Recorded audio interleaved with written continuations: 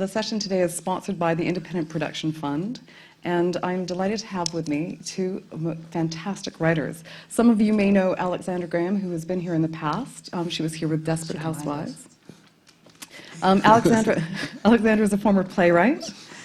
She began writing TV in 2000 on NYPD Blue. She also wrote on the critically acclaimed series Pasadena and Rome. She was recently an executive producer on the hit series Desperate Housewives, for which she won an Emmy nomination and 2 Golden Globe Awards. And she is currently executive producer and writer on NBC's gritty crime drama Prime Suspect. Warm welcome for, thank you. Graham Yost is the son of Canada's beloved Elwy Yost, whose weekly film show inspired a nation of film enthusiasts.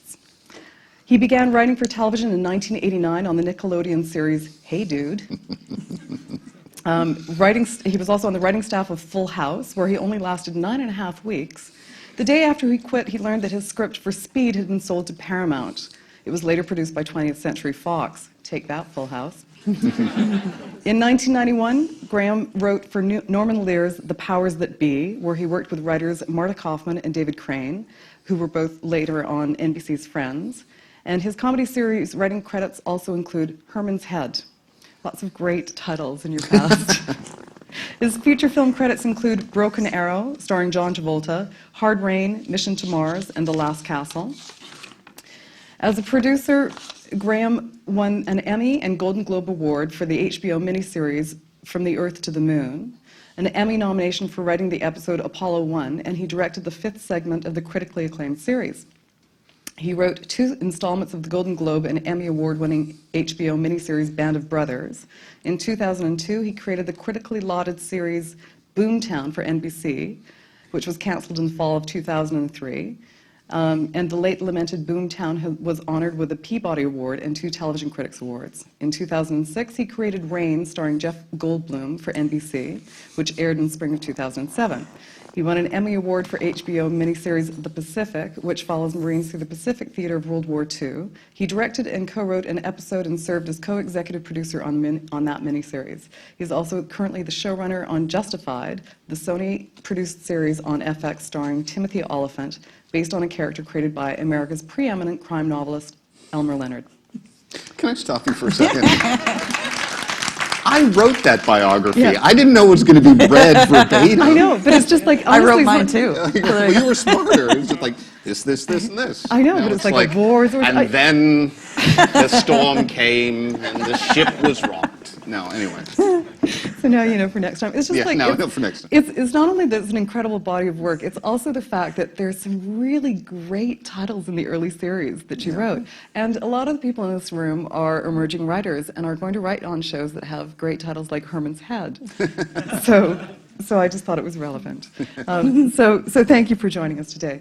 So maybe you can just give us a little bit of background. I mean, Graham, because your father was an incredible film enthusiast, I'm curious about sort of how that informed your career trajectory. I did actually read something that that you validated for me earlier, that when you were, how old? It was like 12, 13, something like that. Yeah, you were late for school, and your father sent you to school with a note saying, "I'm sorry that Graham is late. He was staying up late last night watching Citizen Kane." Yes. But the thing about my dad is that he was hoping for a fight.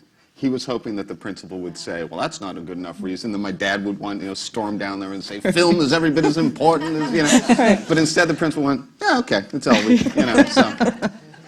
But yeah, we just grew up in a household where we lived, breathed, ate, slept, film, and books, and to a certain degree television. He wasn't a huge television aficionado as he was about film, but he just loved storytelling. And my brother and I both picked up on that. My brother is also a writer, and we're always working on something together.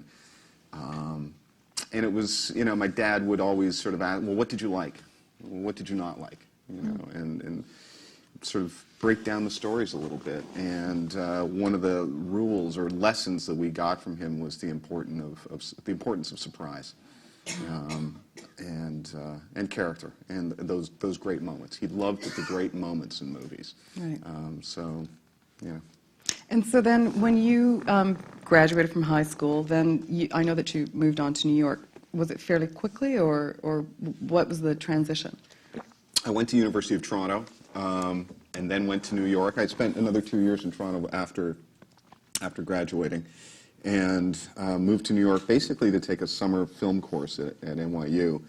And then I was living with friends also from Toronto, and they said, well, you've got a place to stay.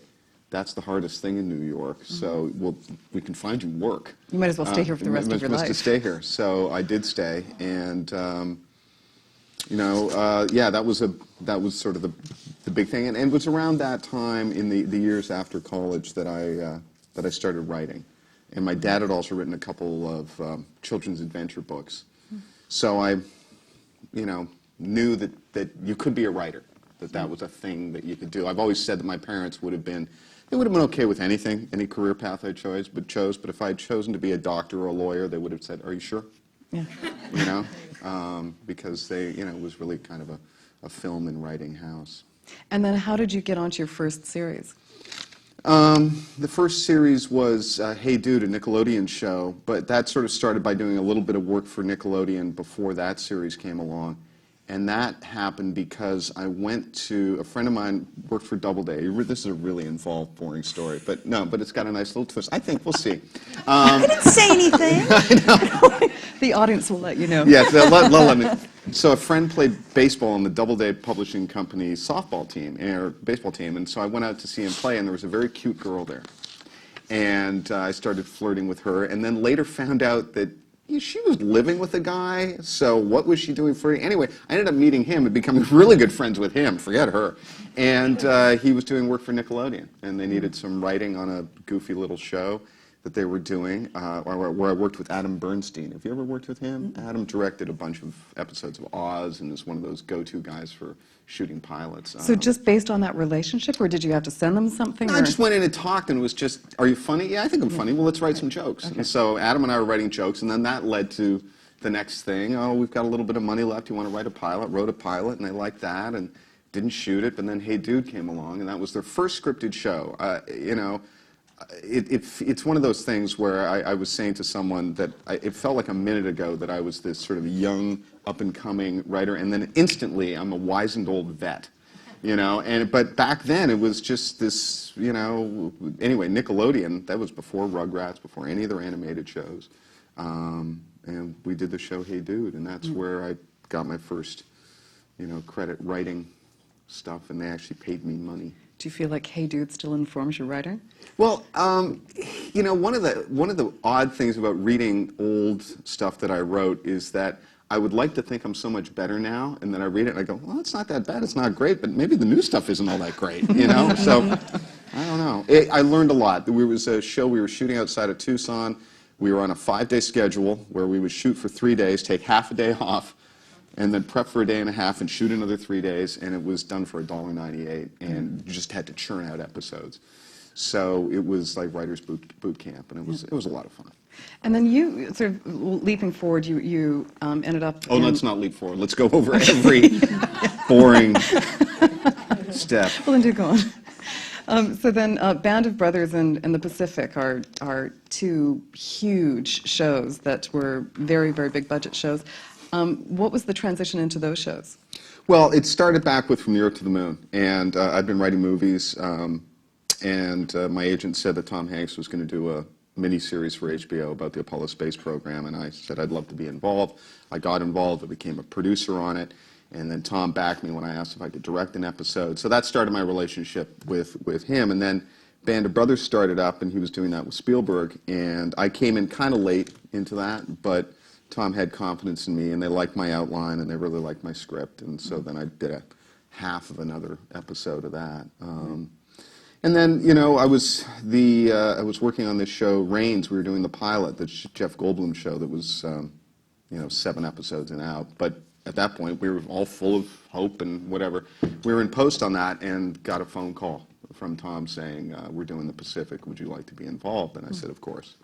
You know, and I say if those guys called and said, you know, we're going to do a mini series on the history of proctology, I would just snap on a glove and go. You know, it's just.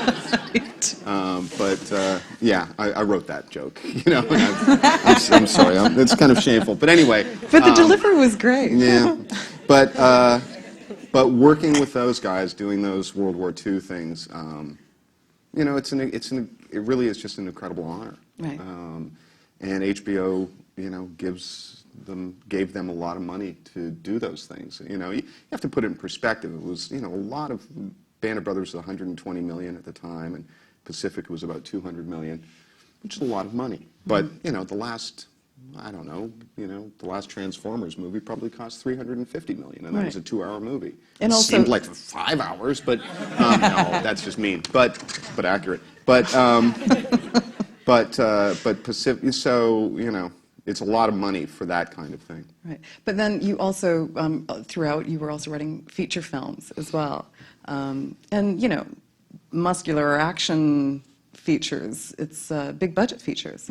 So that must have also inspired confidence in terms of... Well, interestingly enough, the feature world, I don't know if you've anything in the feature stuff, because it's really, you just get so, it's like an actor, you just get totally typecast. And so, you know, after Speed, it's not literally I was the bus guy, but I was kind of the bus guy. I mean, that, you know, after Earth to the Moon, they said, well, we've got a space story. Let's get that guy who worked on Earth to the Moon. Literally, I've said literally now literally 5 times. Anyway, after the first season of Justified, had some time off and was pitching on feature projects, and they were all modern westerns. You know, so... at any rate, to answer your question, which I haven't yet done, there is, you get looked at in a certain way in the feature world, and I don't think people thought of me as the kind of writer who would do something like From the Earth to the Moon or Band of Brothers or Pacific. They thought of me as the big sort of budget action guy, not the guy, but one of those guys. And one of my happiest stories along those lines is I wrote this episode From the Earth to the Moon about the tragedy in that program, which was the fire that killed 3 astronauts in the Apollo 1 capsule when they were in training.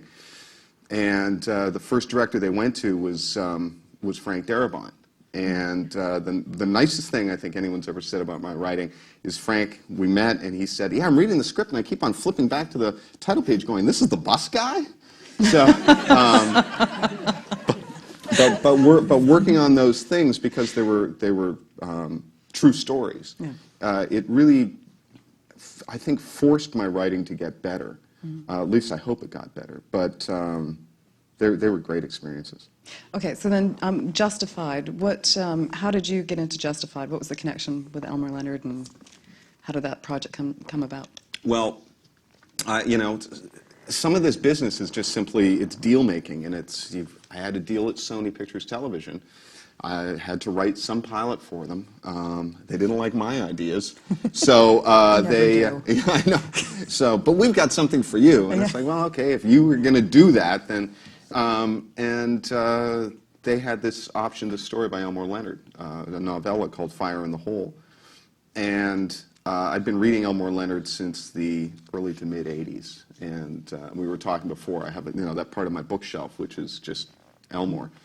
So I was predisposed to like it, and what intrigued me about it is so many of his books are set either in Detroit or in you know, South Florida, and the fact that this one was set in Kentucky I thought was interesting, and the idea of taking this character Raylan Gibbons, who I was familiar with from writing The Rap, taking him back to his home in Kentucky, I thought would be a cool thing to do.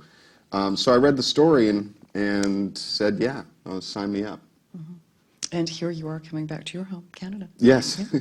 Yeah. So now, Alex, with you, I know that your background is as a playwright. Was that the segue into?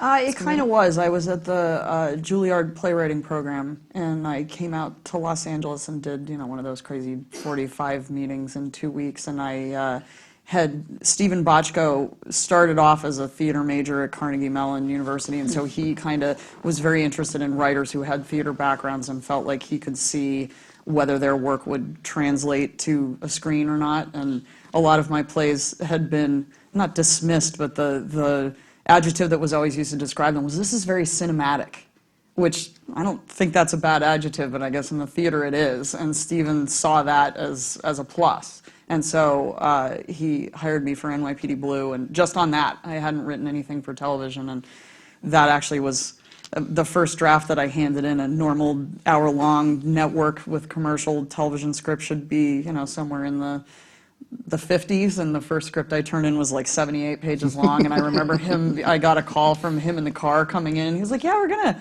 have a conversation when I get there. Because I was like, really? About what? And it was basically like, your script it's a little long. It's a little 20 pages too long. I'm going to talk about that. So it was sort of an education, hitting the ground running, and it was a great place to learn how to write television, because at that point it was the 8th season of NYPD Blue, and obviously Bochco knows how to do television shows anyway, so it was a very good place to kind of get lost and learn from everyone while they don't realize that you're hovering around them, listening to them. So that was sort of TV school for me, was working on NYPD Blue and learning from everybody. And from there to Desperate Housewives, what were the sort of key? Yeah, I mean, there were a few shows along the way. When we talk about your resume, that there are a lot of names on the resume. I have more than the ones that you listed there, and they're eminently forgettable. Although every show, I think you actually learn more from the bad shows than you do from the good shows, because the good shows are good because everybody's firing on all cylinders and operating at the top of their game, and the bad shows are sort of where you learn what not to do and how not to run a show and how not to behave, and so I have a few of those in there, and the good people I took from there, and now I actually have them on the show, the first show that I've ever run, which is Prime Suspect. I have a lot of the people from those shows. I sort of cherry-picked them and brought them with me. But Rome is my only experience with HBO, which is what Graham said, that they have great projects and you just want to get involved with those. But then Desperate Housewives, I had actually written the episode of Rome, because on cable, which Graham can speak to obviously much more than I can, that all the episodes get written and then the show gets produced. So I got that job when I was sort of doing development and not really on a show staff. Did that. They then went to Europe, and at that point it was a mini-series, not a series. They ended up doing 2 series of them, but they didn't know what they were going to do because it was so expensive at that point. And I wrote that episode, and then I had to get a job, because all the scripts were done, and they flew away, and there was kind of no more show. And so I went out and was doing interviews and got Desperate Housewives, and then that obviously went. And then 2 years into it, there was like Rome on HBO, and I went, oh, I wrote this thing that I completely forgot about. If anyone wants to watch it, it's going to be on tonight. It's just weird how that can happen. And so then I was on Housewives forever. I mean, So where did you start when you started with Desperate Housewives? Yeah. What level did you come in? I came in as a producer, and then I was an executive producer, and then I had a baby, and so I pulled back to consulting producer, which is a great way of saying you're part-time. Consulting means part-time. And so I was there for 6 years, and then when I sort of said, okay, I think I'm done. I don't think I can mine any more of my personal life for these characters. Terry Hatcher and Felicity Huffman have gotten enough of my husband and my personal life for forever. And I came out, and everyone went, oh, right, her. Like, that it was sort of, I became a commodity that I kind of wasn't before, because I had been off the market for so long. Mm-hmm. So it was maybe an excitement I didn't earn when I was off that show, and then as a result, now I have a show. And so how did Prime Suspect come about? Prime Suspect, it's funny, because I actually was still on Desperate Housewives when the trade paper started saying that NBC had bought the original property, which maybe some people are familiar with because it stars Helen Mirren and it's awesome. And I had obviously watched it when it first came out on public television, and then I watched it again on VHS tape, and I watched it again on DVDs, and I am very familiar with it and can act it all out for you. And I just remember thinking, oh, that's a shame, because that's a thing. I didn't think they would ever remake that or want to do a sort of, I consider mine more of an homage than a remake, but that I guess that's gone. I guess I'll never be involved in that. And so they hired another writer, and who wrote a 2-hour script because obviously the British model is the 8 8-ish hours of one case, and so I think they were trying to be maybe a little closer to that model at the time. And he wrote a 2-hour script, and it was they couldn't cast it, like they couldn't get an actress to play the part, which is not to criticize the original version, but I do think it was because the character was in her 30s and was inexperienced and had a child and all these things that the original Prime Suspect didn't have. So I think it was sort of hard for an actress to wrap her head around. I'm going to step in Helen Mirren's shoes playing this part that is completely not like the original. I mean, mine has had criticism leveled at it for not being like the original, but mine compared to this one is completely faithful, and they couldn't get actresses of the level that they wanted to get to play this part because they just kind of couldn't wrap their head around it, so it was sort of languishing. And then I was going out on meetings, and I met with Peter Berg and Sarah Aubrey, who are my co-executive producers. Peter Berg is a movie director. He's done, I don't know if you've heard of Battleship. It will be coming out next year. And yes, I know that game has no plot. I've seen it. It's a very fun movie. You will enjoy it. It's the kind of movie you like to eat popcorn to. But he also did Hancock and a show called Friday Night Lights, which is very popular and critically acclaimed in America. And I had met with them, and Sarah Aubrey's husband is actually a district attorney downtown Los Angeles in major crimes. And we were sort of sitting around talking about what kind of shows we would like to do. And I said I started on a cop show, and that's the thing I love, and the thing that no one thinks of me for anymore because I've been on Desperate Housewives, and so I write about women and their angst. And I said, but I would like to do a cop show that's funnier, along the lines of the shows that I liked, like Hill Street Blues and that kind of thing. And there's a lot of really good cop shows out there, but the spirit of them is we speak for the dead, which yes, and those shows are great, but and we thought Prime Suspect is available, and that's maybe we'll try to get that, and obviously we did, and Pete directed the pilot, and so that's kind of how it happened. But I mean, this is a digression story. Graham said his anecdotes are long, but mine really are. That when I first met with Pete, who has a little ADD. Not officially, but is sort of, he's a rock'em sock'em kind of guy. And so he came in, and I was telling an anecdote. His cousin is a Pulitzer Prize winning journalist named Buzz Bissinger, who writes a lot of sports columns and stuff, and wrote the original Friday Night Lights, the book, which is sort of a seminal look at small town sports and the importance of them to the people who live there. And it was an examination of not only that, but racism and economy and everything in a small town in Texas. And I worked with Buzz on NYPD Blue. That was his one and only television writing job. It was kind of both of ours, and he then left and doesn't do TV anymore. But so I know Buzz, and I was telling an anecdote about Buzz is sort of a smaller man, and on NYPD Blue we would fly cops in from New York every weekend to give us like the anecdotes of their greatest case, and then we would basically cannibalize it for the show.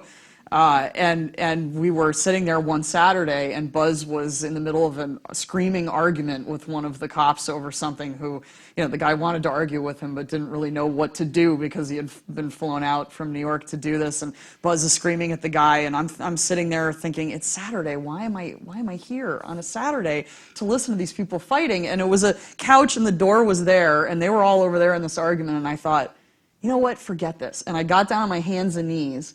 And I crawled around the back of the couch so that no one would see I was leaving because I wasn't on their eye level. And I crawled around the couch, and I crawled out the door. And then I went down to my car and I left. Because I was like, I'm going home. Like, we're not talking about the show. You guys are just arguing about the death penalty. I'm going to go home. So I was telling this anecdote, and I acted it out. I've never done that before. I don't know why I did it, but I got down on my hands and knees, crawled around the couch, and then left. And Pete, kind of laughed. And then I was driving home going, why did I do that? I've never done that before. I've never actually acted it out. The thing about Pete is Pete has a very short attention span and never remembers what anyone's name is. Like, at a basketball game, he was sitting next to someone, and he turned to them, and they go, I know who you are. You're a drummer, right? You're a drummer. What band do you drum for? And the person turns to Pete and goes, I'm David Beckham. you've been to my house. Like, you've been to parties at my house, and Pete went, oh, right, yeah, David Beckham, right? So this is what you're dealing with. Like, you want to work with this person, and yet they don't remember who David Beckham is. So then my agent called afterwards and said, well, how did that meeting go? Like, did you like Alex? And Pete goes, yeah, I like her. She got down on the ground and crawled around the couch. Alex. And like, so obviously I was destined to do that to make Pete remember who the hell I am. Right? So, and now we're doing a television show together because I got down and crawled around on the floor. Of course, so I'm thinking that link is that there's, you know, in one of the episodes you have Maria Bello do down that on the same ground thing. and crawl So around. I think Sure. gotta add that in. Yeah. So, but you know, the lesson is even the stupid things you do end up leading to something you wouldn't know. Anything to get attention. Yeah. Great. Okay, well, I think what we'll do is, John, we're going to look at a clip from Justified, the trailer, the first one on that. I'm not sure what you've got in there, so we'll find out. It's either that or Hey Dude. Yeah, or Hey Dude. Actually, Graham also brought clips from all of his shows over the last 15 years.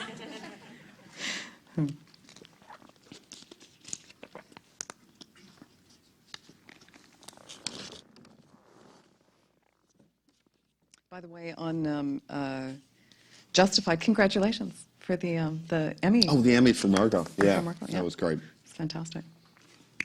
Yeah, right? Thank you. Very well deserved.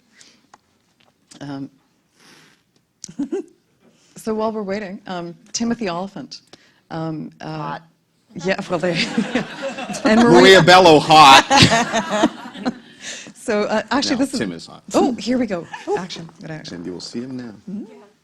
Oh, watch this. This is a bad angle for me. Actually, there's a seat there if you want to. I think I'm actually going to watch.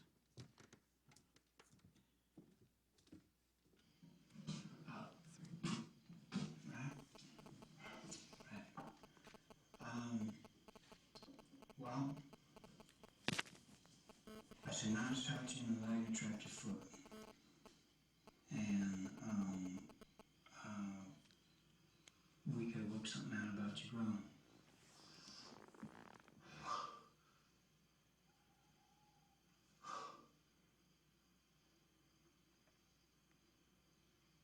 It was already in the glass, not in the jar. Well, Nicky and me can drink and be okay.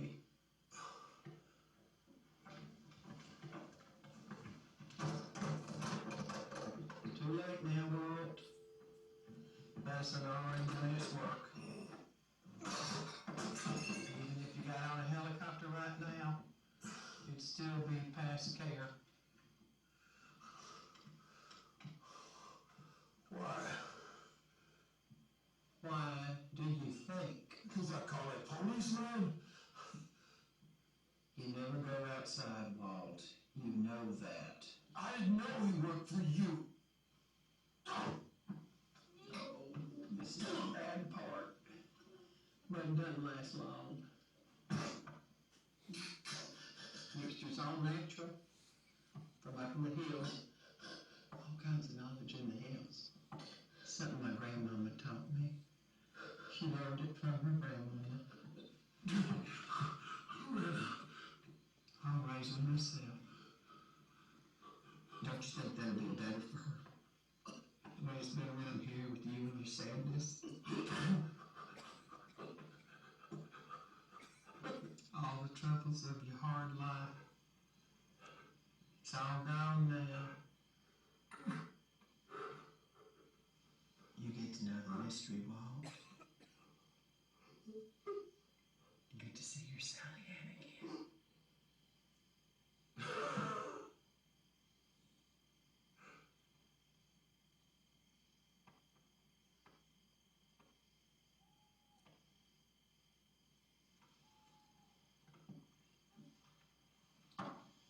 Find the girl.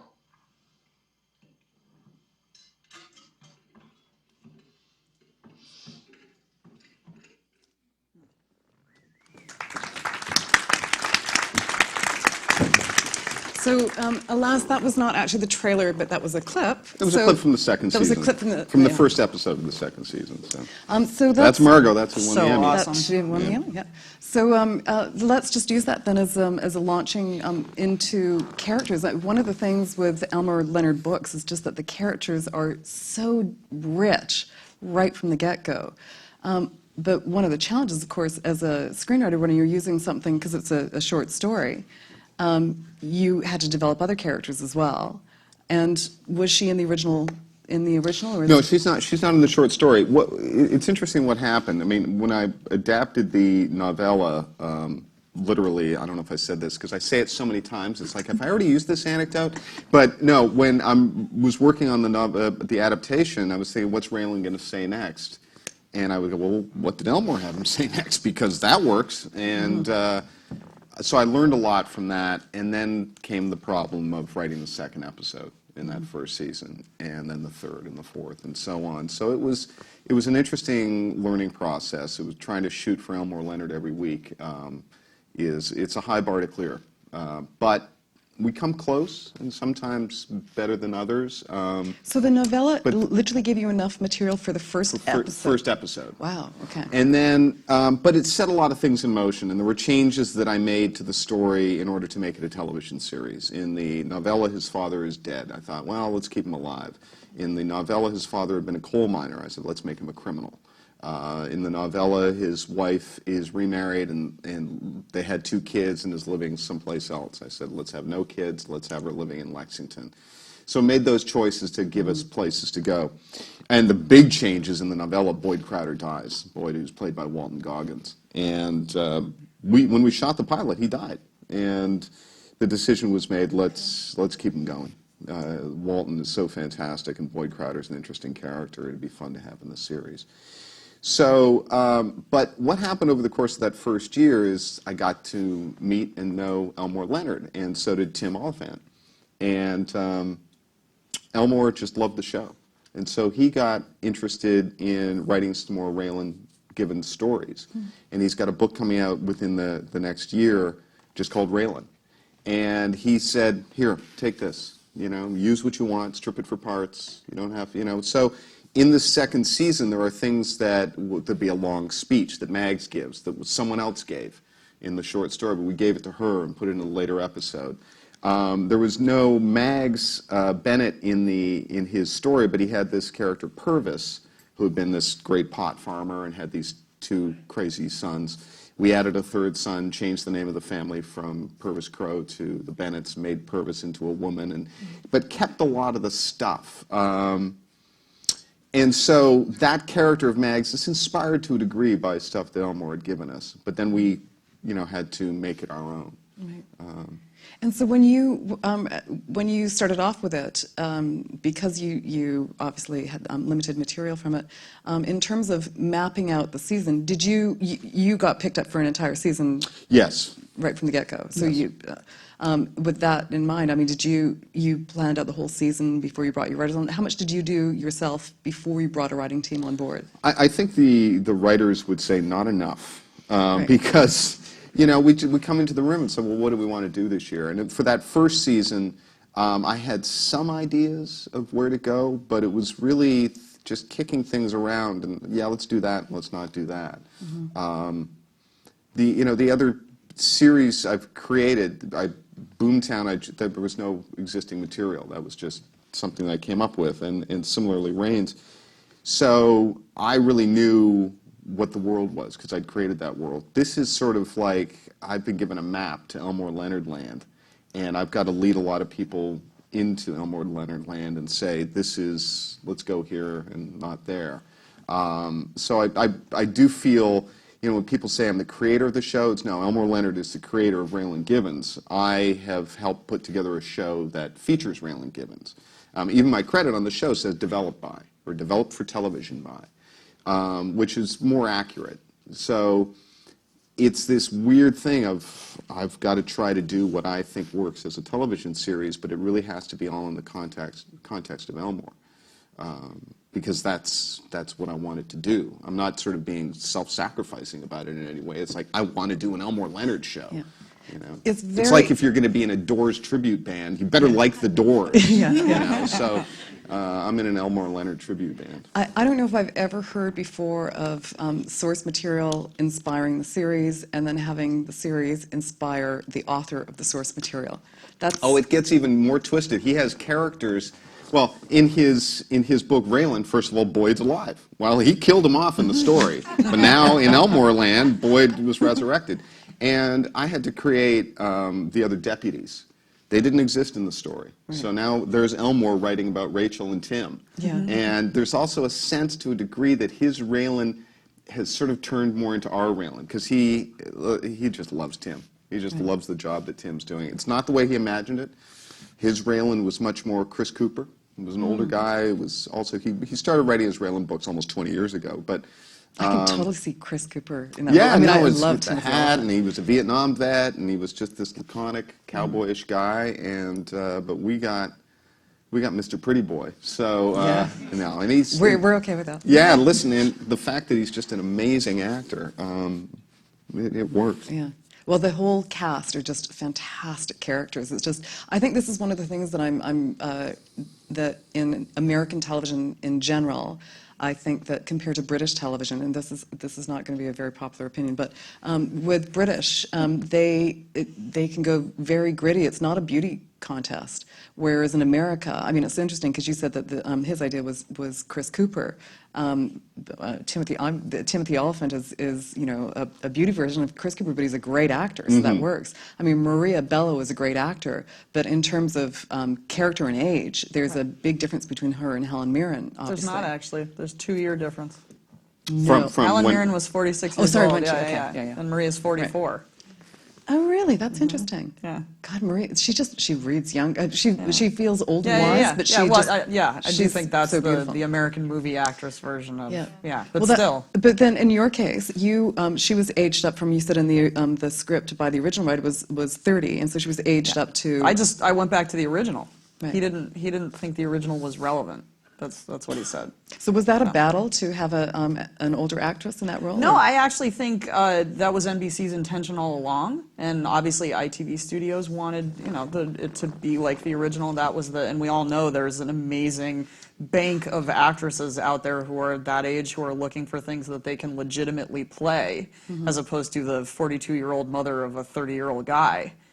So which we all see a lot, and so yeah, it was an embarrassment of riches in terms of when you sit down and think of what is your wish list for a part like that. But everybody was behind that before I showed up. I just sort of took it back to the original conception. So Great. Well, let's take a look at Alex's clip, if we could, please, John. We'll see what we get. yeah,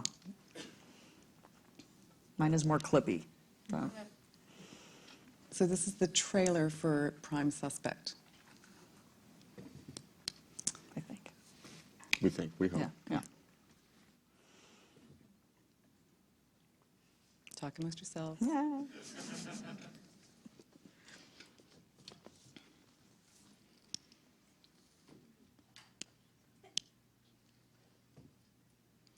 I would ask Alex to set up the clip, but she hasn't seen it yet either, so here we go. She wears a hat. Yeah, there's a hat. I don't know if you've heard about that. I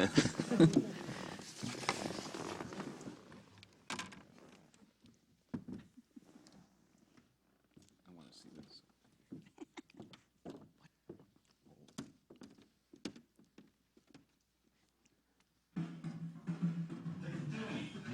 Suck it. Okay. You ever worry that someone might drop a house on you?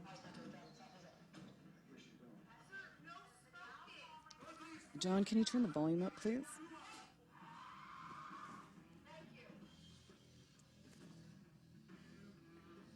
John, can you turn the volume up, please?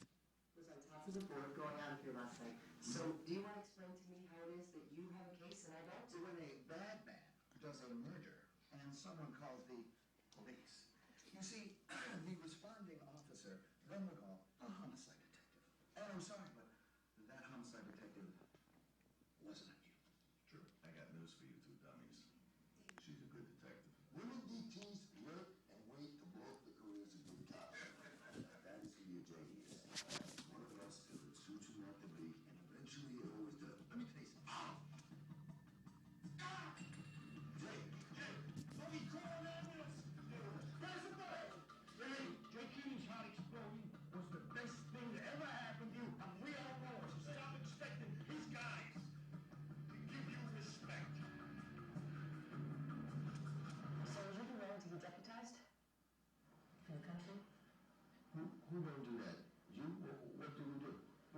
Love. Miss Mascot, will you please stand? Repeat after me, sir. I, Raymond Moresco, Raymond Moresco, do solemnly swear do solemnly swear to uphold the laws and Constitution to uphold the laws and Constitution of this great state of New York. of this great state of New York. So help me God. Welcome to the fight, Mr. Moresco. Why are you drawing pictures of guns, Caleb?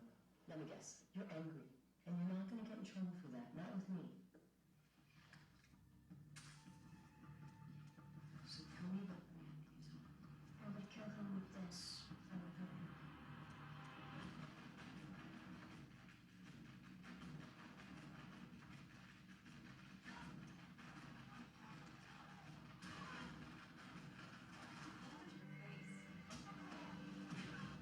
Good day at work.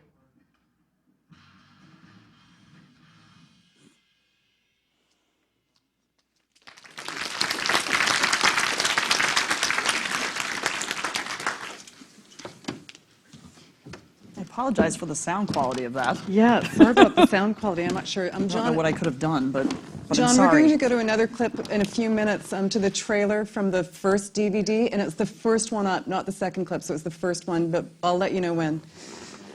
So Maria Bello is fantastic. Yeah, she kind of is. Yeah, and so this is one of those things like when you're doing a series, you get your lead actor, and that I'm imagining that can have a big impact on story, Yeah. depending on how they interpret the character and what they do with the role. Right. How has that affected you in terms of Maria Bello? You know, it kind of didn't affect me at all because they approached her the first time around and she said no. So she was kind of on the list already of somebody that, NBC wanted and hadn't gotten. She was the person that was on the top of my list. So when I was writing the script, I knew she had already said no. I still kind of couldn't get her out of my head anyway. So I heard her voice in my head while I was writing it, and then we went to her first just because, okay, well, let's get it out of the way and let her say no again, and then she didn't.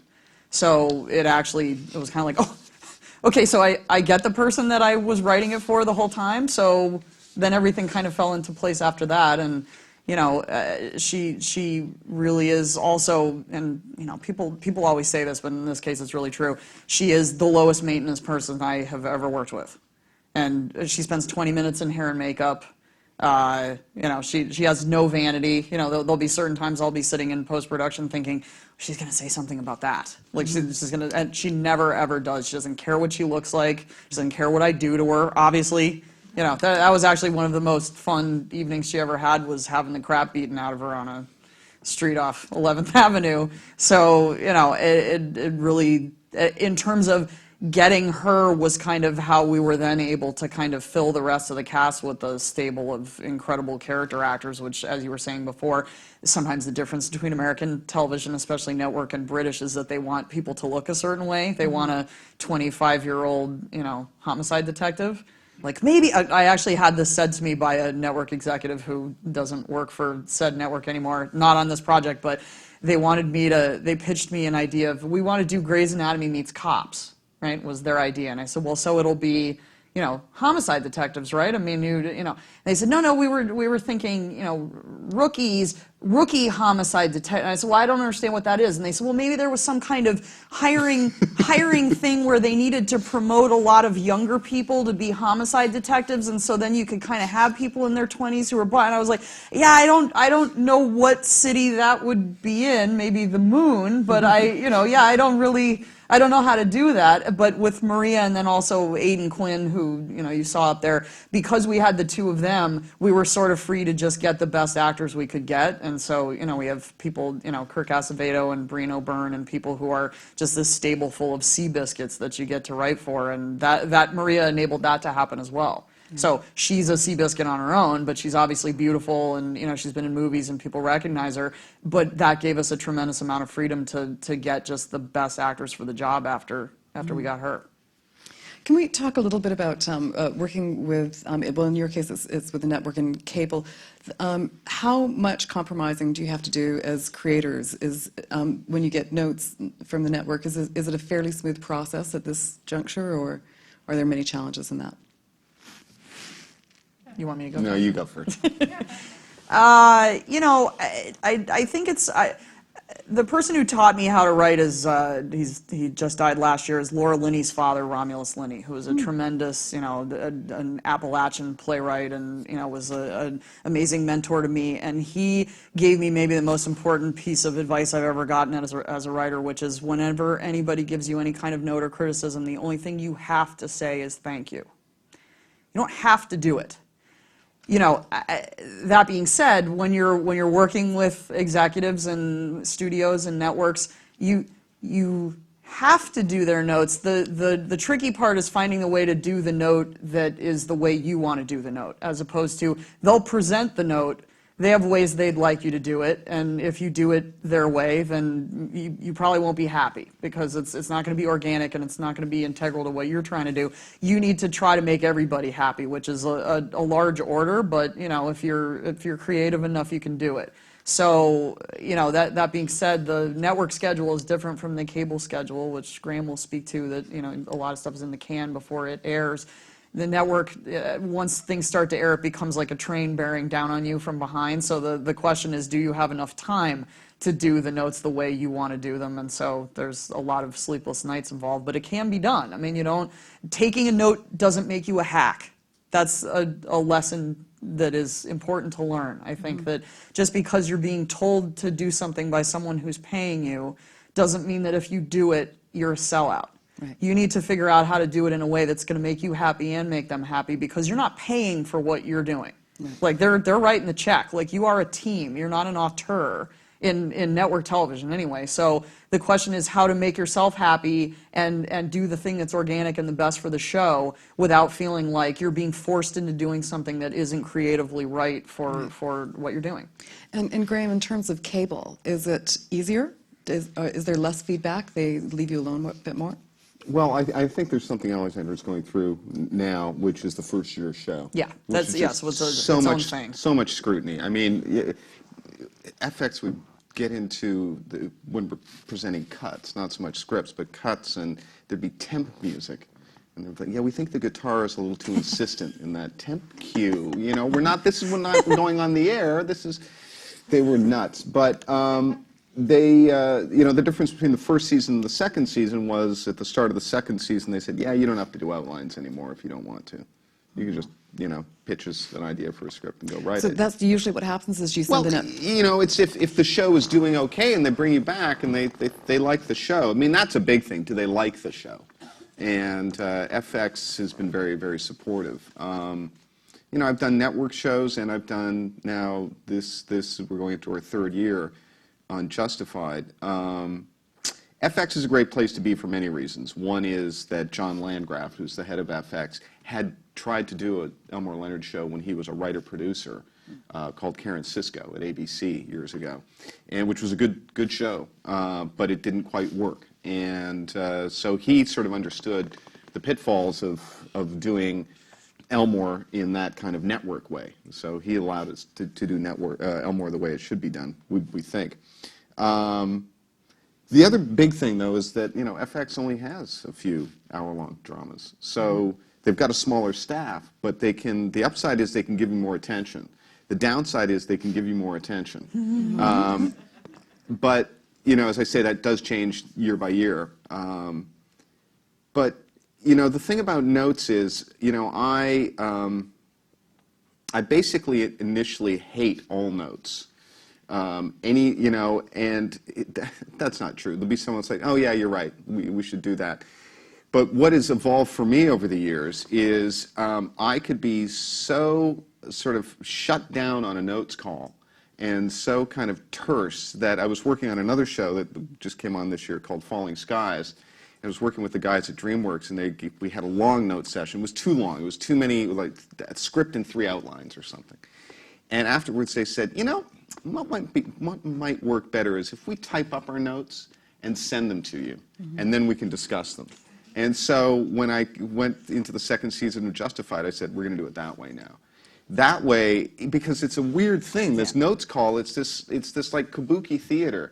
They say this, we say, let's think about it. They say this, we will try that. They say this, we say thank you. You know, and it's just so everyone's playing their roles. Just write it up. I can still hate them. And But then, privately. But privately, and then, you know, an hour later go, yeah, they're right. Yeah. Yeah. That thing didn't work. I was hoping they wouldn't notice. I was trying to dazzle them over here and get this plot thing in here. The and, broken clock is right twice a day. Oh, Jesus. You know, and the other thing about FX, and I would say, you know, Bob Greenblatt at NBC is just an incredibly smart guy. Yeah. And has just put brilliant shows on the air. But the team at FX is really smart. That said, they will give notes on a script, and it'll be a page of notes or half page of notes. The notes that we have on the script, the notes that Tim Oliphant has on the script, the notes that other producers and stuff, you know, that's where the real work is done. That's a lot to take in. Well, it's not so much that it's a lot, it's just we're always working on it. I have more notes on a script than the network does. Right. Even if I wrote it, it's like, oh, that speech doesn't work, that thing doesn't make sense. And then presumably at I'm some such a point, hack. Timothy Oliphant might want something completely different from the network. Don't get me started on Timothy Oliphant. No, Tim is this amazing package of things, and he is a great actor, and he's annoyingly handsome and all of that, and incredibly charming and funny. But he gives more notes than could be reasonably imagined by the human mind, and but really wants to get on the outlines, everything. And the hardest part of it is he's often right. And that's been the biggest adjustment for me over the 3 years, is learning how best for us to work together. And, you know, I'll watch an episode and people will say, oh, I love that part where that happens. Like, yeah, that was Tim's idea. Well, it's not, I mean, half of it, I think, is it's showrunners, is it's also it's therapy as well, right? Both with the writing team, with everybody, that's just part of the job. I'm curious about, in terms of creating a series, so Alex, you, with the coming from a background of theater, and Graham being steeped in cinema from the time you were a young child, you had said earlier that you're at home, your dad used to say to you, so okay, so what did you like about it? What didn't you like? You know, what surprised you, and that kind of thing. So you were presumably continually, like anything that you see as a viewer in any capacity, television or film or whatever, that just goes automatically, starts going on automatically where you're analyzing at that level. Well, I think when something really works, I don't get into that so much. You get lost in it? I just get lost in it. I was really resistant to watching Game of Thrones for a bunch of reasons. By the way, I should tell everyone I'm a very small, petty man. So, for example, Mark Gordon, who's an old friend of mine, I wrote Speed and he produced it. I vowed, and he now, you know, produces Grey's Anatomy and Criminal Minds. I vowed I will never watch an hour of his television because he doesn't need any more money. And television was mine, Mark. You had movies, I got television. No, we're now doing something together. But there was probably something petty about me not watching Game of Thrones until my son said, my son likes Justified, but he loves Game of Thrones. So I started watching it, and there was moments where I was going, wow, that's an amazing bit of CG that they did to make that kingdom look real and everything. And it's like, oh my God, what did they do? They just pushed that kid out the window, and then I was just gone, and I was just sucked in. And that's the great thing. And then you can go back and watch it again or think about it and say, wow, that was really great editing they did, or great shooting, or brilliant writing, or the way they set that up. And but you know, you still look for that getting lost in a thing. Right. And So, just becoming. so in terms of creating a great series, like what are the key elements in terms of drama that you're looking for? Well, I mean, interestingly you said enough, it's funny. We both talked about the same thing, which is that I think the kind of dramas we like, that there's a sense of humor. I mean, the thing about Justified is that hopefully it's a funny show. Elmore Leonard is a very funny writer. He's not a laugh-out-loud funny guy, but it's like, oh my God, I can't believe that guy just did that, or just said that, or whatever. So, but I think that there's an element of humor is, you know, and in drama, which is looking for those moments where the audience goes, oh my God, and then says, of course. That it makes sense for the characters, it makes sense for the stories, but it's still surprising. So that's a big thing in terms of the writing. So when they pushed the kid out the window, had you imagined that that kid would be in the show forever, and it was shocking to you that they just killed that character off? Well, and then didn't kill him. they didn't kill him, you know, and it becomes a whole thing. But, you know, it's like, I was kind of, when I saw the second episode, I was kind of, not sad that the kid wasn't dead, but it was like, oh, they didn't kill him. But it was, thank God they didn't kill him, because the kid was adorable. But, no, but that was a moment where it was, of course. And you found out so much about those two characters who were involved in that moment. And you just hated them so much. And one of the great things about Game of Thrones is you get to know those characters a little bit more, and you find out that guy is just absolutely still destroyed by what he saw in battle. And that will always affect him for the rest of his life. It doesn't excuse pushing a 12-year-old kid out the window. But, you know, it was good, smart writing. Anyway. Now, so Alex, you talked about earlier, you said there are a whole bunch of things that are not listed in your bio. And many of those things are things that you, some of the worst experiences were the ones that you learned the most from. Right. Can you, like, are there some 3 or 4 things that you learned along the way through negative experiences that you can share with us? Boy, that could be a panel on its own. You know, I think the most important thing that I've learned that serves me now in what I'm doing right now is that, you know, if you're going to be a good showrunner, you need to give away all the credit and take all the blame. And that, You do what? yeah, Graham. No, but I've met and worked for people who, you know, were very insistent that everything good was them and everything bad was everyone else. That isn't necessarily just the writers, but, you know, and also defensiveness. I find that creativity and defensiveness, they can't exist in the same space. So, you know, when I say I don't like something or that something isn't working, I don't need a person to explain to me how we got to that point of the thing that I don't like. I don't care. I just want everybody to sort of work together, which I think goes back to your original question of, like, coming from theater, like what helps me with that theater, at least as far as I experienced it, was collaborative, was a collaborative effort. And I like, when I work on television, for it to be that too, that it's like, you know, that I don't like to sort of isolate people, and I like everybody to be in on it together, and I like to give a note to the director with the actors and that kind of thing. And so for people to get defensive and grabby, neither of those two things, I think, work for me, at least. And so, yeah, without naming names, that's as far as I can go.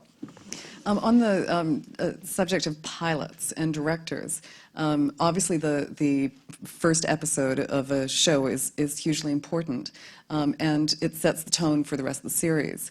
In choosing the directors for the first episode, how do you work with them? If you know, they may do one episode, maybe they'll do a few episodes, but you'll be working with a whole series of directors over the duration of the series. How do you work with that director to get the kind of tone, to hit the tone that you're aiming for? Sure. My director kind of chose himself. That Pete came in one day and Yes. said, "So I'm going to be directing this." And I said, "Oh, I thought we were going to put offers out." I mean, obviously that was a great thing for me because I had been working with him along the development process, and then for him to just sort of step in. I mean, that's what he does. I just assumed he would be too busy, but so we kind of already had a shorthand that was established, and Pete also is a writer. That he wrote the pilot for Friday Night Lights and wrote episodes of it going along, so he kind of has that language also. So it was very easy for us, and the thing that I took from Housewives that I brought to this was that we had 2 resident director producers on that show who shouldered most of the burden in terms of directing a lot of episodes every year, and one of them would direct the premiere and one of them would direct the finale, so you always knew it was either going to be David or Larry, and they would shepherd the other directors. If the new directors had questions or whatever, they were there with us, like the writing staff, that we had the directors on staff. We have a director like that on Prime Suspect, Jonas Pate, who is a co-executive producer and is directing 4 episodes in the first 13 and is sort of setting the tone for the newer directors to kind of tell them, you know, how we work and show them and be there for questions and stuff. And I find that tremendously helpful to have. I mean, it is like having a partner in terms of, you don't have to start new with every person coming in and say, this is how we do it, because Jonas is there to do that with you. But also he's kind of the custodian of that side of it, of the set side of it. And our director of photography is very important for that too, that he was on the pilot. Now he's the DP for the series, and he's the custodian of the look of the show and the camera unit and how they work, which is very integral to the look of our show. So to have sort of collaborators in that sense is very helpful for me. Yeah. And Graham, because you've also directed in television before, have you directed a lot in television? Hours and hours, by which I mean 3 hours. Okay, right. I also, Michael Dinner actually, who directed the pilot, was on it before I was, because he had worked with Sarah Timberman and Carl Beverly and other things, and they said, let's do this Elmore Leonard thing together. And then I came in, so Michael was going to direct the pilot. And he described the way he wanted to shoot it, and I thought that sounded great. And then that became the template for the series. And he has then, we're really lucky because he's then stayed on as the directing producer. So he helps walk the other directors through. And let's say the first season we had, 8 different directors. And the second season, 3 of those didn't come back, but 5 did. And we gave multiple episodes often. Right. And this year, actually, we're going to expand a little bit and try some new people, as well as the guys we know who can really do it. The emphasis there is in the word guys. We have been nailed for the fact that we have no women directors, and that's something we do want to change.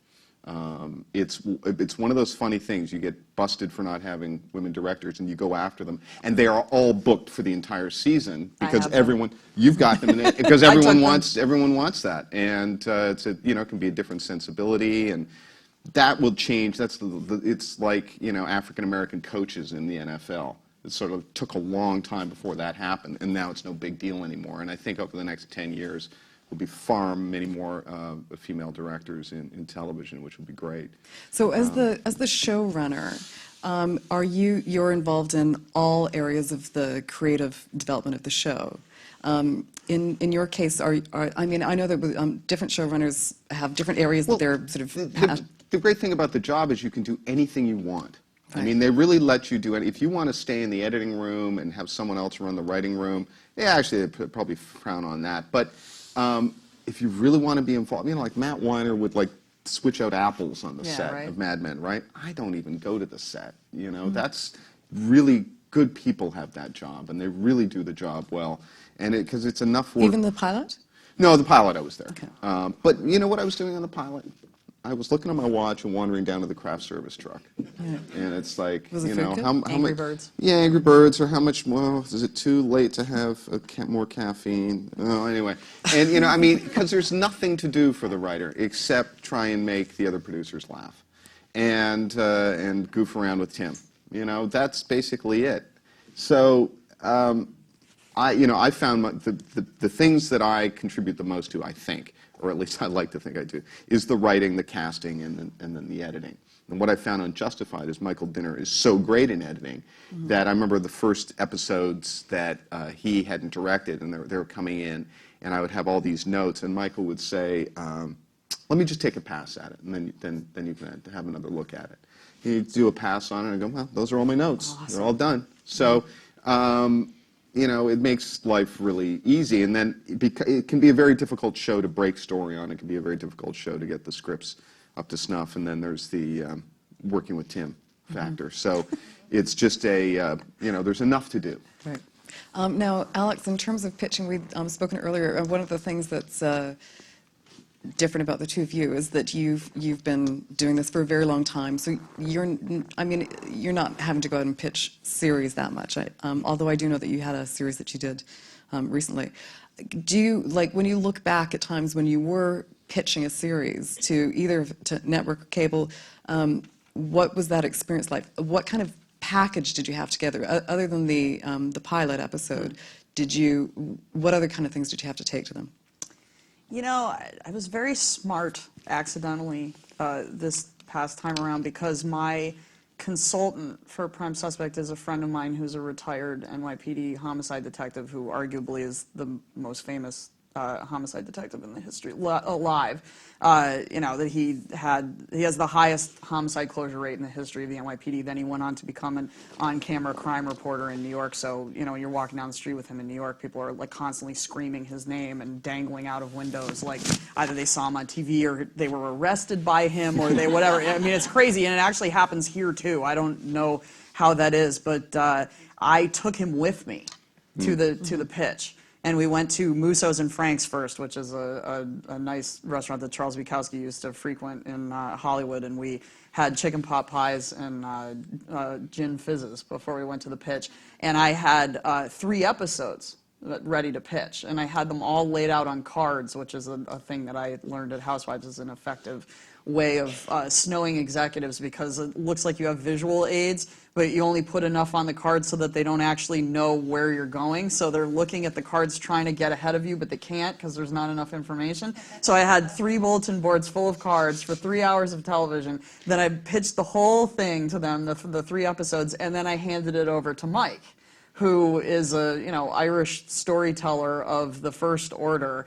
And by the end of it, he had scared the crap out of one of the executives in a good way, where she'd be like, "And then what happened? And then when you caught the killer, then what happened?" kind of thing. And he just, by the end of it, it was like they had already said yes without even knowing it, because we were completely prepared. But then also here's Mike, and he's going to give you that authenticity and the legitimacy, and they just want to hear more of his stories. And so that's one way of doing it. Right. Take a good Irish storyteller. Yeah, and it's, it just, being prepared is always the best way, I feel like, to go into those, that just be able to answer questions and let them be confident that you know where you're going and what you're doing, even if you don't, which, that's the most valuable thing, I think. Yeah. And you've pitched series along the way as well. I pitched series, and taking Justified around. We went to the, 4 networks and 4 cable places. We went to 8 places. And, the first one I did okay, and then I started to get, and I get my shtick going, and I'm funny, and I'm really working at telling the story and all of that. And it did fairly well. Of the 8 places we went, 6 were interested. But at one point, toward the end, we went to HBO, and it was like pitching to a brick wall. They gave me nothing back. Wow. I start to do my stuff. I'm doing my Elmore Leonard, and they're just, and so I just brought it way down. It's like, okay, I'm just going to get through this as fast as I can, because they hate this, they hate me, they hate Canadians. I don't know what it is, but I'm getting out of here. So I just got it done, got out, and we were in the lobby, and the phone call came. They want it. And the worst HBO did. And the worst part was all the other people. We had a pretty big dog and pony show. We had the Sarah and Carl and Michael and other agents and stuff. The worst part was they said, "That's the best you've pitched it." Huh. So you mean all my little funny stuff? No, that's shit. But what you did there, you just told the story, and that was good. And I was like, oh God. So that was totally dispiriting. But we ended up not going on there an anyway. acting front. Yeah, exactly. Huh. Okay, so then in terms of from concept to green light, and then first day of principal photography, how long did that process take on? Well, I mean, I've worked in movies, and movies just take forever, comparatively. TV is fantastic. There's a season to it, relatively, which is you pitch things in the summer, you write them in the fall, they say yay or nay to whether or not they're going to shoot the pilot in January. And then you generally shoot it in the spring, and they tell you whether or not you're going to go on the air in May. And, that's like, it takes that long just to set up a meeting in a feature. And so there's just that's the season, that's basically June to June. And then as soon as they picked up all their series in May, and they know what they're doing, then in June they start hearing pitches again. And so that's the network schedule. The cable schedule can vary because they don't have to premiere in the fall. Some don't want to premiere in the fall. So it can go at slightly different times. But it's generally, you pitch it, you have a script in. From my experience, you have a script in within 3 months or so. They'll tell you within a month after that whether or not you're going to shoot the pilot. You've got about 2 or 3 months to do the pilot. And then they So tell do you after have a that. few series in the hopper that are going at any time, so that if you go in and one gets turned down, then you've got others? I mean, generally, you're going to go out with this thing, and you assemble the team, whatever parts you can put together. If you can attract an actor, whatever it is, and figure out where you're going to go. Yeah. But yeah, no, at the beginning of the season, you'll go to your agents, or you'll go to maybe where you have a studio deal and say, these are the 3 or 4 things I'd like to do. And they say, yeah, we're not going to do any of those, but we've got an Elmore Leonard story. Yeah. So it's like, well, I love Elmore Leonard. Yeah. And Alex, in your case, because it was something that they were already... It was the most painless. I mean, really, it was that we had the aforementioned conversation about wanting to do a cop show that had some humor. We said, let's try to get Prime Suspect. Then we waited for a while, and my husband kept saying, you should make up your mind you're not going to get it. You're not going to get it. No, okay. And then they gave it to us. And then at that point, ITV still wanted. This was the only wrinkle of the whole thing was, well, there were 2 wrinkles. One was that the chairman of NBC Entertainment was replaced in the middle of maybe not in the middle, after I finished the script. I suddenly had a new boss. That kind of no one knew how he was going to react to things, and ordinarily in our business, sometimes people who come in jettison all the things that were there before they got there, because that's the old regime, and if it was going to be successful, I wouldn't be here. So there was that, but ITV also wanted a 2-hour script, which I had written, and then Bob Greenblatt came in as the new chairman and said to Pete Berg, tell her if she makes it an hour, I'll pick it up. But I had 3 days to do that. So, which Pete likes to refer to as that I was so noble that I did that. That he was like, when we talk about it, like, remember when you had the 2-hour script and you had to make it an hour? That was, you were really noble. You really came through. And I said, I don't understand what's noble about saying, if you do this, I'll pick it up. Like, it seemed very, I don't have any memory of those 3 days. Like, there was no sleeping. I don't think there was eating. I don't remember interacting with my family at all. But I obviously did it. But literally, he said if I did it, we would pick it up. We would have a pilot. And so it was the easiest professional decision I ever made to do that. But so there were those 2 things. I have a new boss, and perhaps that's the end of all of this. Then it wasn't, but the contingency was cut your show in half, and I'll do it. But maintain everything that's in it, but make it half as long, which was tricky. And yeah, but those were the 2 things in this, but it was relatively painless. Other than that, NBC owned the property. I wanted to do the property. They wanted me to do the property. They wanted me to cut the property in half. And now now here we you're are. here. Yeah. That's great. Okay, well, I think we're going to open it up to the audience. So please, if you have questions, put your hands up and bring the microphone down here. And the second question here. Anybody else got a question? Okay, go ahead.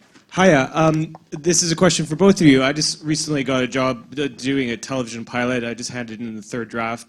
I'm only contracted to do the TV pilot, and I'd obviously like to do more episodes, or and I was just wondering if besides doing a good job, an excellent job, are there any tricks that you can think of that I can secure the either 4 more episodes or 5 more episodes or even the season? Because obviously writing this pilot is an audition of sorts. I think kickbacks work. If you can get money into people's pockets, that works magic. No, because we've got a very specific, form. The way the business model works in LA, it doesn't work that way. You've signed up to write this thing, and they're going to give you some position on it. Now, we're both people who pitch shows, and then we're showrunners. There are a lot of people who go out there and they pitch shows and they're not showrunners. Then they would bring on someone like us to run the show for that person. But generally in Hollywood, that person who wrote the pilot, who created the show, they get to stay involved. Rarely do they just completely jettison them unless they don't like them, unless they've been really mean. Don't be mean, Yeah, I mean, the thing I would say maybe, and this is with, like Graham said, that's not how it works where we do it, but maybe if you show that you have a plan going forward for where the show would go, that you have storylines going forward and ideas for the characters and sort of like a life beyond the pilot, like that and make them feel confident that you would be able to take it into the future, that might help. But, Yeah, I'm definitely trying to plant a lot of seeds. Right. Okay, the next question here. Go ahead. Yeah, my question is regarding character and goals and arcs. And when you're starting a series or when you're creating a series, how much do you think about the goals that are going to extend for the season or perhaps multiple seasons into the future?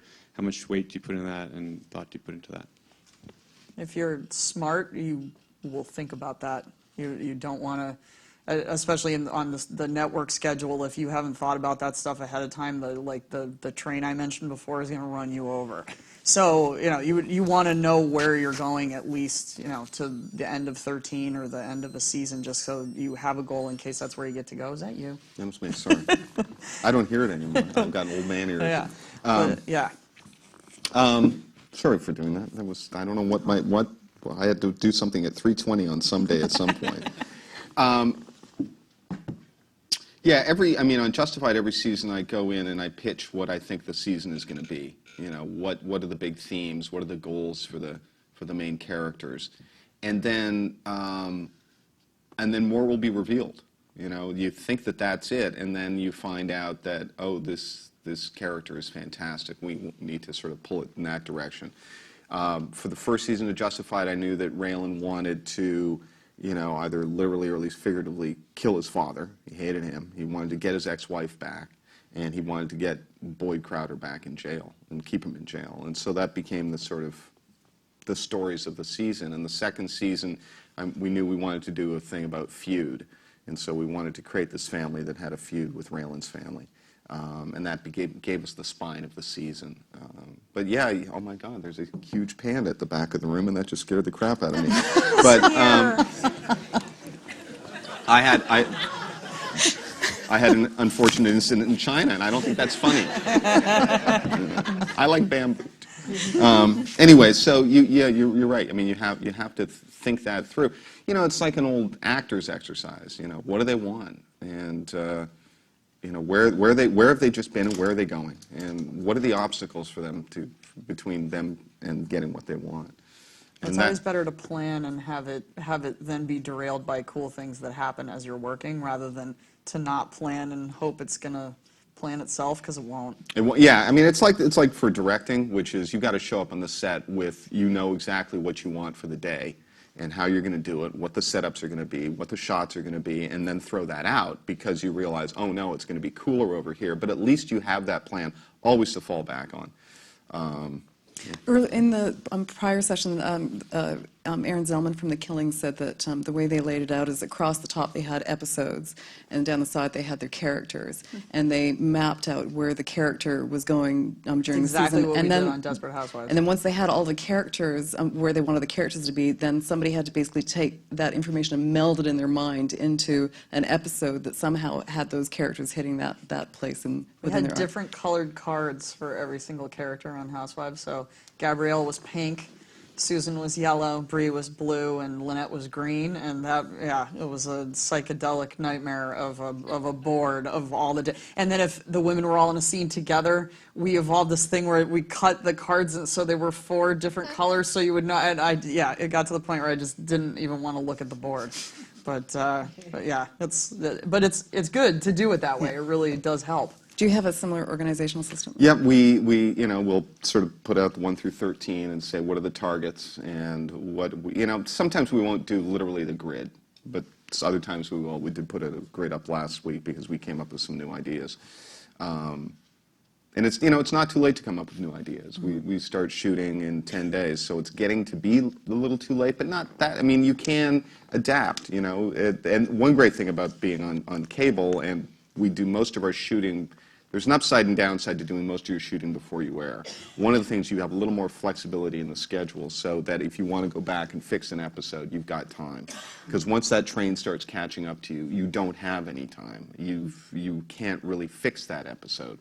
But yes, writing-wise, we do sort of plan it out, and we don't use cards. We're a dry erase. Can't do it. I know.